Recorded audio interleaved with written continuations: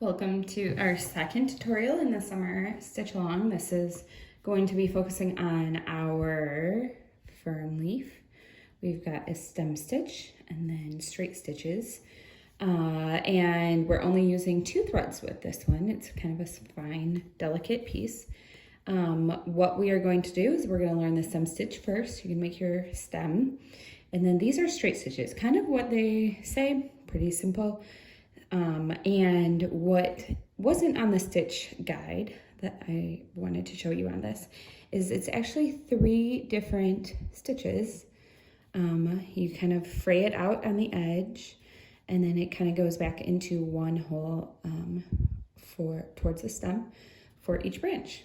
So I have my practice one. We have 2 different stems that we're going to kind of show off of. This stem stitch is great for stems. It's great for hand lettering, just anything that's kind of curvy, rounded. I think it's one of my favorite stitches. So what you're gonna do is you're gonna come in through the bottom. I already have my knot, and you pull through. And then depending on the way that it is curving, and this time it's going towards the left, I hold it in my left hand. You go down through anywhere really. Depending on how big my stem is kind of depends how much how big my stitches are.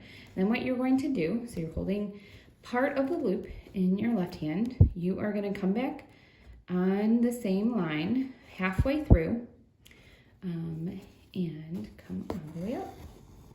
So this time when you go down, you're going to do one more full stitch, go back down, hold it in your left hand, depending on which way you're going. And then actually the halfway point is where you had finished your last stitch. So I usually come up right about where you go down on the last stitch, you come back up on this next stitch and you pull and then you do it again. This is a fun one to just, yeah, it looks rounded. It's got this curve that kind of goes around it. It's a soft one. Sometimes I like roll my stitches so that they kind of lay a little bit nicer on the line. And just do a few more to show off. Go back up. One thing about hand embroidery is that it is not an exact science. Like some other handcrafts have specific patterns. You have to count your stitches with knitting, with crocheting, even with needlepoint or cross stitch. It's a very, I would say, rigid craft, where this offers a little bit more flexibility, for better or for worse. Sometimes that might drive you a little nuts, and sometimes it's a nice freedom. Okay, so to end, I'm just going to end right now. I did like a handful of stitches, and then my last stitch, I just actually go back right on top of where my final stitch was, just to kind of give it a little twist. As you see, you have this beautiful twist on your stem. We're going to do it over on this side. And actually do the opposite way. So you come back up. I'm going to do really large stitches just so that we can get to the branches part. And go back down. This time I'm still holding with my left hand just because that's the way I do embroidery, because I use my right hand to do the needle. And you come back up through the halfway, but this time the thread is holding over on the right hand, because that is the way the curve is going. I'm sorry for all this bobbling around. Go back down. Halfway up is right at that last stitch. If you pull too hard, like I almost did the last one, let's do it. I pulled too hard. I don't have my stitch. All you need to do is just pull it back up. You can use your thread, you can use your needle if you need to, and just pull it off to the side again. Go back down.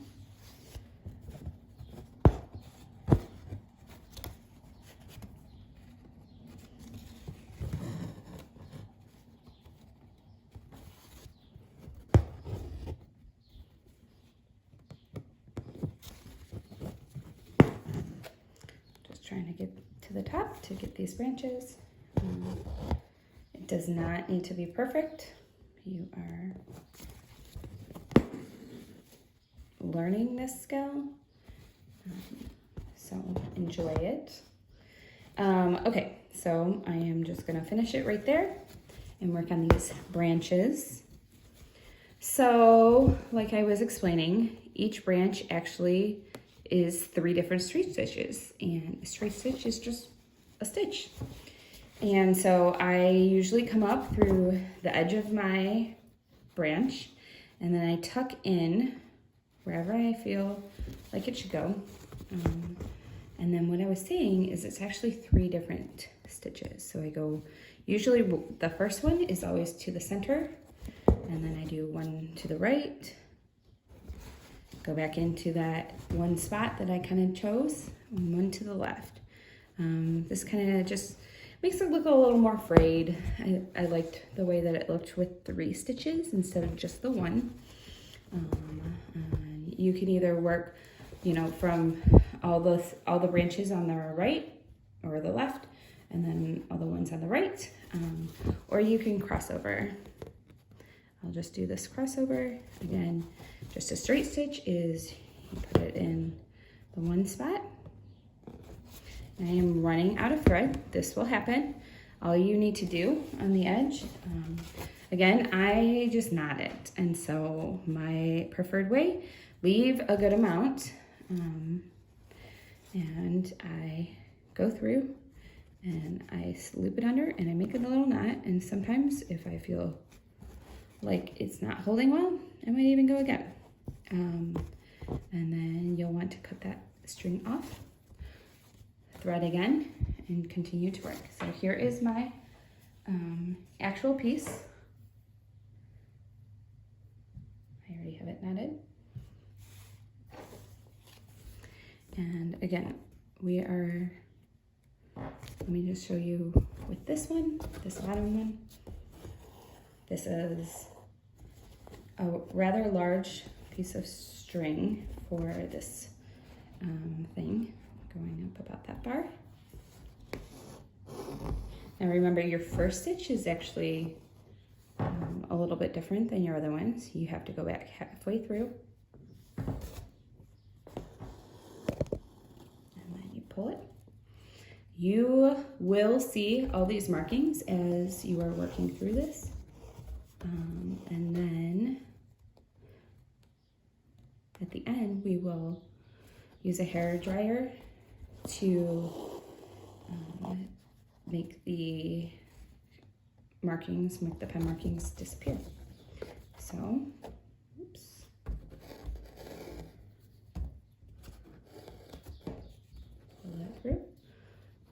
Because again, the curve of the stem goes to the right. That is why I'm holding my string off to the right. Now with this one, I am not really paying attention to where the branches are sitting. I am just basically trying to keep my stitches around the same length, but don't worry about, at least for this one, where it is located.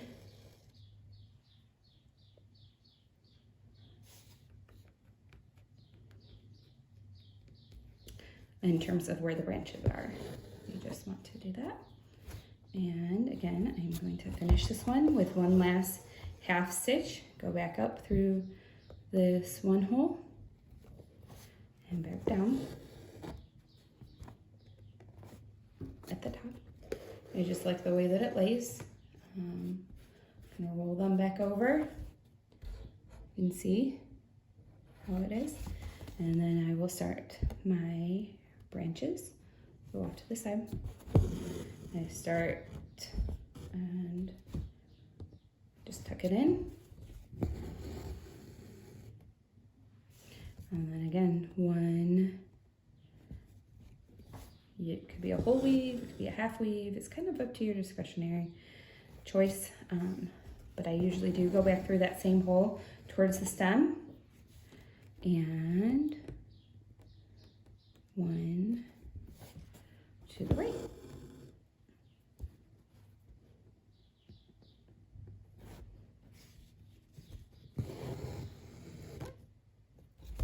It's so hard to see in this really light color, but hopefully you have a good idea of where to go with this one.